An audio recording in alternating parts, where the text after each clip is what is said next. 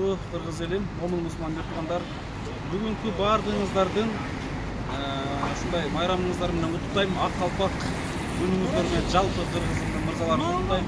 Бүгүн бизге Кудай буйрса Москва жеринен ушундай передача жиберишкен биздин Ак ниет аманат фондуна. Буга чейин дагы жиберип турушкан, буга чейин дагы жиберем дегендер болгон. Коляска, майыптык балдардын коляскасын жиберем деп ошол бойдон дайыны жок. Азыр бизге сумкада келген взрослый памперстер келип отурат. Памперс взрослый баягы төшөктө жаткан бир туугандарыбыз бар. Ошолорго Москвадан атымды атабай эле кой деп жаңы момундай памперстерди жибериптир.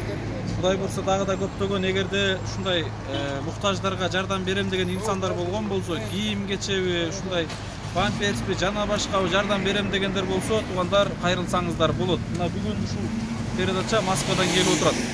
Буну жиберген эжекебизге чоң рахматымды айтам. Аллах ыраазы болгон болсун. Сиздердин аманатыңыздарды алдык, Кудай буйрса, эми нар жагына ушул даректерине жеткирүүнүн аракетин кылабыз иншалла. Рахмат баарыңыздарга.